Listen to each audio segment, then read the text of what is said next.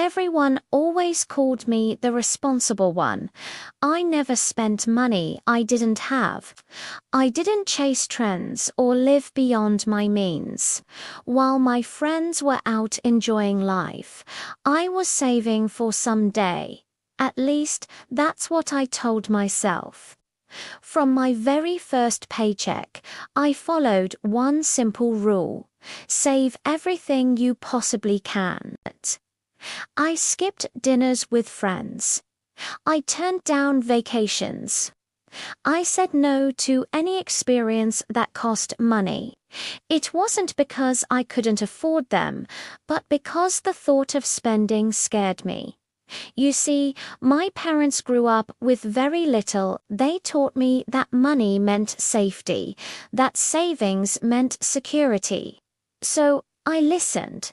Every dollar I earned went straight into my savings account. Watching that number grow felt like control. It felt like protection against an uncertain future.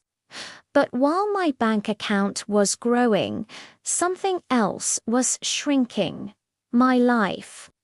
Years went by and nothing really changed. I had the same job, sat at the same desk, and followed the same routine every single day. I told myself I was just being patient, that my big break would come eventually. But deep down, I just felt stuck. Then, one Monday morning, everything shifted. A new employee joined our team. His name was Daniel. He wasn't anything special on paper. He had the same position, the same salary, the same responsibilities as me, but there was something different about him. During lunch breaks, he'd talk about online courses he was taking. In meetings, he'd ask the questions I was too afraid to ask. He even traveled for conferences, spending his own money to go. I watched him, completely puzzled. How can he afford all that?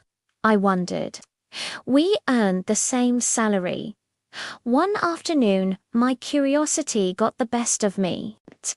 I walked over to his desk and asked, "Aren't you worried about saving for the future?" Daniel just smiled. "I save," he said, "but I also invest in my skills, in new experiences, and in meeting new people." That one sentence hit me hard and stayed with me. Months went by. I watched as Daniel grew more and more confident. He started speaking with clarity and bringing fresh ideas to our projects. And me. I stayed silent, always careful, always cautious, and completely unchanged. Then, the announcement came. Daniel was getting a promotion. The room filled with applause. I clapped too, forcing a smile onto my face. But inside, something just cracked. That night, I sat alone in my quiet apartment, surrounded by silence.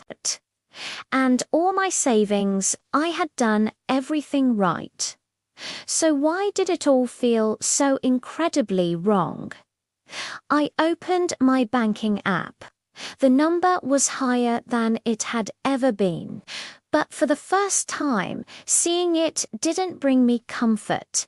It terrified me, because in that moment, I realized something painful. I had been preparing for a future that I was never actually building. I looked at my life and finally asked myself a question I had avoided for years. What if saving money was the problem, but fear was? And for the first time, I wondered if my biggest mistake wasn't spending too much, but spending far too little on myself. That question haunted me for days. One evening, I couldn't stand being in my apartment anymore. I went to a small park nearby, hoping the fresh air would clear my head. An elderly man was sitting on a bench, quietly feeding the birds.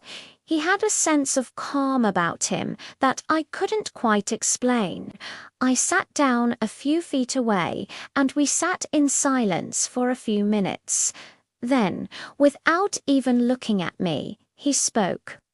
"You look like someone carrying a very heavy load." I hadn't planned on talking to anyone, but the words just poured out of me. "I did everything right," I said. "I saved. I sacrificed. I was so careful. So why do I feel like my life isn't moving forward at all?" He finally turned to me with a gentle smile.